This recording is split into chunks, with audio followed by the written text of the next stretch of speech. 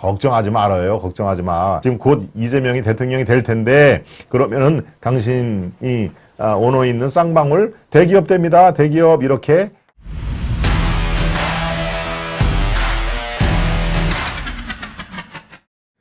두 번째 있습니다. 이재명 대통령 되면 쌍방울은 대기업 된다.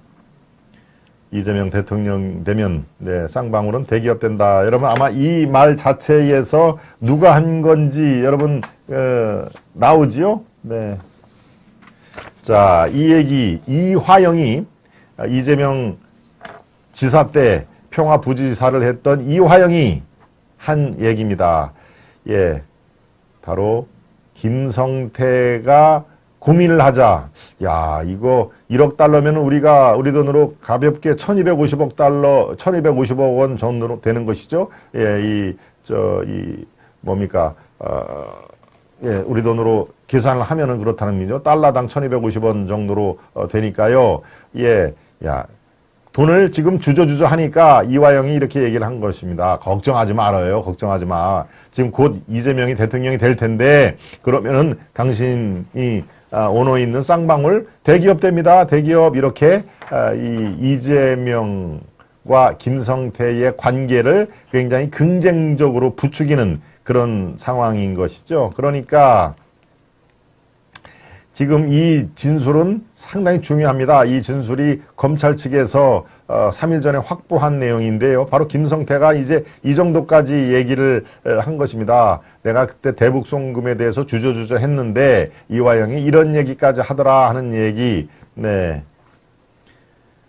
2019년 5월에 김성태는 중국 선양에서 북한 민족경제협력연합회 민경련 관계자들을 만나 원산 갈마지구 리조트 북한 전력공급사업 참여, 히토류 매장지 개발사업권 등을 쌍방울 계열사 3곳에 보장한다는 내용의 협약서를 작성한 것으로 알려졌다. 예, 이 협약서에 바로 쌍방울이 사업권의 대가로 북한에 1억 달러, 우리 돈으로 1200억 원을 지급한다는 내용도 포함되었다. 그런데 김성태가 이런 그 협약을 체결하기에 앞두고 당연히 고민이 되죠. 왜? 돈 액수가 1000억이 넘으니까 얼마나 큰 돈입니까? 2019년 초 북미 정상회담이 결렬되고 국제사회 대북제재가 풀릴 기미가 없다 보니 사업 성공 여부가 매우 불투명하다는 이유에서였다. 그렇죠? 당연히 저부터도 야 이거 1000억 넘게 내가 북한에 돈을 갖다 줘서 그 대가가 반대급부가 이게 좀 있을라나 고민이 안 될 수가 없는 것이죠. 네. 그렇게 김성태가 경기도 측에서도 야 이거 우리 힘으로 이거 쉽지 않은데 이거 꼭 해야 됩니까? 라고 우려를 전달했는데 바로 이때 이화영 부지사가 걱정하지 마세요. 이재명 지사가 대통령이 될 건데 대통령 되면은 대북 제재가 풀릴 것이다. 일단 대북 제재가 풀리고 남북 교류도 당연히 활성화가 될 것이다. 이 지사가 잘 되면 쌍방울도 곧 대기업이 될 수 있다 하는 얘기. 네. 또 이화영이 쌍방울이 대납한 경기도의 남북 경협 비용을 이렇게 언급을 하면서 또 이런 얘기까지 했다고 하는군요. 쌍방울은 약 500만 달러, 약 62억 원이죠. 500만 달러가 아니라 5천만 달러라도 베팅을 해야 되는 거 아니냐. 500만 달러가 5조, 10조 원으로 되돌아올 가능성이 있다 하는 얘기입니다. 아유 걱정하지 말고 투자해요. 그럼 아마 동그라미가 하나 더 붙여가지고 500만 달러가 즉 62억 원이 5조가 되고 10조 원으로 돌아올 수 있다. 왜? 대북제재가 곧 풀릴 거니까 또 남북교류가 활성화를 하고 당신이 이 사업권을 선정을 하면은 떼돈 버는 거야. 이런 얘기니까. 그러니까 1억 달러 북한에 빨리 줘 하는 얘기. 예, 김성태가 고민하는 것도 눈에 선하죠. 또 이화영이 옆에서 부추기는 모습도 눈에 선합니다. 네.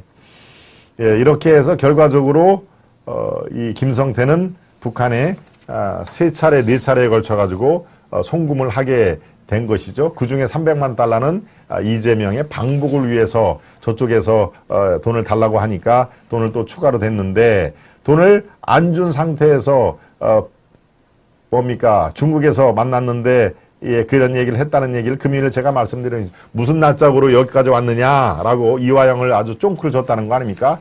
아니 돈을 갖고 와야지 돈을 안 주면서 자꾸 왜 이렇게 나타나 무슨 낯짝으로 여기 오느냐 하는 얘기를 제가 금요일 김동원의 하이파이브 시간에서도 아주 자세히 말씀을 드렸습니다. 즉 이재명이 대통령 되면은 당신들 대기업 때 대북 제재 풀릴 거야. 그러고 남북 교류 활성화가 되면은 제일 큰 수혜가 당신들이야 하는 얘기를 이화영은 김성태를 구워 삶았다 하는 얘기. 네, 그렇습니다. 예, 검찰은요 이재명을 쌍방울 대북 송금의 뇌물 혐의로 기소를 지금 하려고 생각을 하고 있습니다. 김성태가 이재명의 방북 비용으로 보낸 300만 달러, 우리 돈으로 대략 한 40억 정도 되는 것이죠.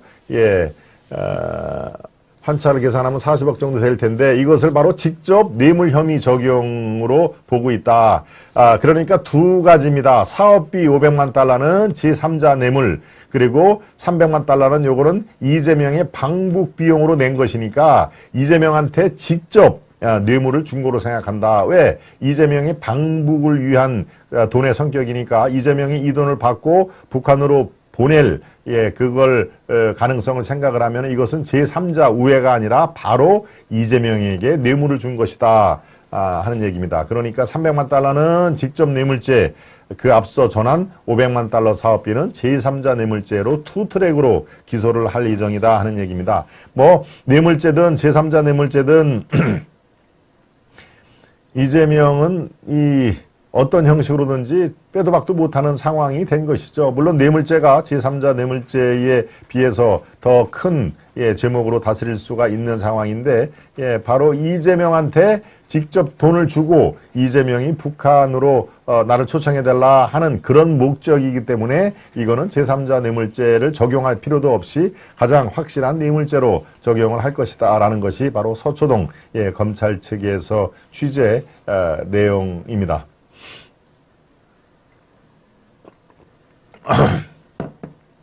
예, 민주당 이중대 이해관들을 몰아낼 기회가 왔는데 강신업 신혜식이 김무성벽을 못 넘었군요. 우리 스피릿님이 컷오프 말씀을 하셨는데 컷오프 얘기 잠시 후에 또 말씀을 드리겠습니다.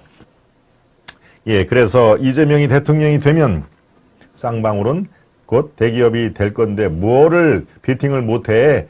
그렇게 몇십억 돈을 내면 그게 몇십억이 아니라 몇천억으로 돌아올 건데 라고 하는, 글쎄요. 저 말을 믿고 이제 김성태는 돈을 보냈겠지만, 글쎄요. 그렇게 됐나요? 네. 이재명이 정말 만약에 지금 대통령이 됐다면은 어떻습니까? 김성태가 저렇게 구속이 될까요? 어떤 식으로든지 다 유야무야 됐겠죠. 그러니까 정권 교체가 그 정도로 사실 대한민국의 백척간두를 선 대한민국을 사실은 글쎄요. 뭘 앞으로 두고 봐야 되겠습니다만은 운명을 달리했다 하는 얘기죠. 네, 여러분들이 이렇게 꾹꾹 눌러서 선거를 해주셔서 큰 표는 아닙니다만은 27만 표죠. 0.73%로 정권 교체가 이루어진 그런 실상이 바로 이 쌍방울과 이재명의 커넥션, 대북 송금 이런 것들이 그대로 그 결과를 보여주고 있습니다. 네.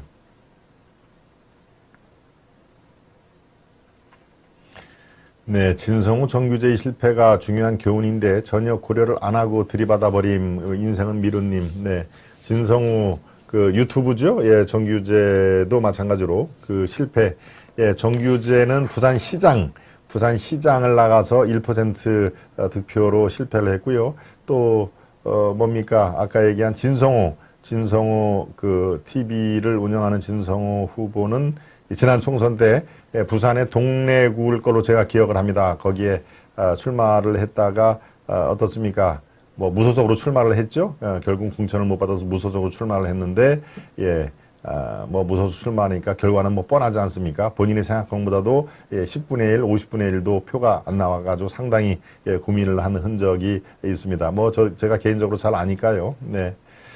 그렇군요. 아시아투데이 하이파이브 구독, 좋아요, 홍보 많은 참여 부탁한다. 우리 경화스패너님이 말씀을 해주셨고요. 네, 지금 우리 경화스패너님 말씀대로 중간쯤 들어오시는 우리 시청자 여러분, 구독을 좋아요, 일단 좋아요를 꾹꾹 눌러봐 주시고요. 오늘 처음 들어오신 분 여러분 계시죠? 또 아직 깜빡하신 분들 구독과 좋아요를 함께 눌러봐 주시면은 좋겠습니다. 네. 김 부사장님 정확히 하시네요. 인생은 미로님. 네, 제가 예, 대개는 알지요. 그렇습니다. 예, 대개 또 이렇게, 다 직접적으로 아는 분들이니까요. 진성호, 정규재, 이런 분들, 또 정치인들, 이렇게 흘러가는 것은 제가 다 이 머릿속에 있습니다. 우리, 이렇게 구체적으로 말씀하시니까 우리, 인생은 미로님이, 그것까지 아세요? 정확히 하시네요. 라고 말씀을 해주셨네요. 네. 그렇습니다. 서원나무님, 유빈님 들어오셨고요. 경아님, 네, 김형수님, 이양수와 김석기를 커트시켜야, 예, 이양수, 김석, 이거 후보 이름은 아닌 것 같은데요. 예, 최고위원 후보도 이양수와 김석 이런 후보는 없는 걸로 아는데 커트를 시켜야, 글쎄, 김형수님이 어떤 의미로 말씀을 하셨는데 다시 보완을 해주시길 바랍니다. 네, 그렇군요.